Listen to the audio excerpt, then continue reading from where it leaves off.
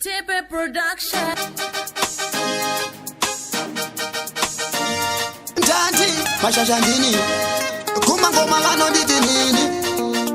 Yo big up to you Tipe. Yo matabu gashigi. Adi adi ahora nde adi adi. Adi adi ahora nde adi adi. Every day unoenda kumafaro ndiwa vangu chindisiya ndiri ndega. Every day unoenda kumafaro ndiwa vangu chindisiya ndiri ndega. Majinazi ndadinenda newe ahundisiye ndiri ndega. Majinazi ndadinenda newe ahundisiye ndiri ndega. Every day unoenda kumafaro ndiwa vangu chindisiya ndiri ndega. Mudi wanhasi ndininde kubata panzi nokuti kwaunoenda kwese handisari. Nditaurire chokwadika usanyari kuti kwaunoenda mdiwa nezvipano nokuti kwaunoenda unondisirei.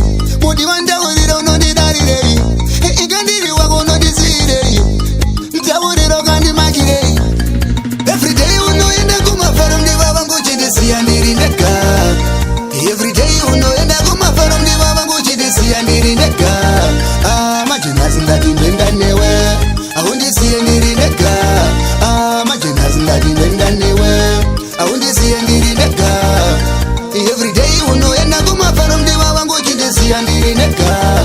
Majinasi pano ndati unochomtakura kana iri mibendeka ndichatakura kuyenda kumusha kwedu yesusa nditevera nokuti yandichadogara ndichishupika iko zvino ndazviona uchandida mdiwa vangu mazuva nowatochinja zvasiyana kare kare uchindipfimba iko zvino mdiwa vangu auchaita.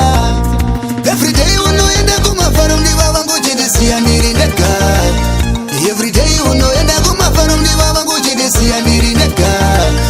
Majinazi ndadinenda newe ahundisiye ndiri ndega. Majinazi ndadinenda newe ahundisiye ndiri ndega. Everyday unoenda kumafaro mdiwa vangu chindisiya ndiri ndega.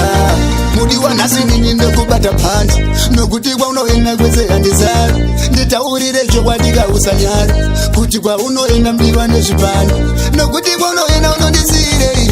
Mudi wandaurira unondidarirei ikandiri wako unondisirei. Ntaurira ukandimakirei. Majinazi ndadinenda newe ahundisiye ndiri ndega. Majinazi ndadinenda newe ahundisiye ndiri ndega. Everyday unoenda kumafaro ndiwa vangu chindisiya ndiri ndega.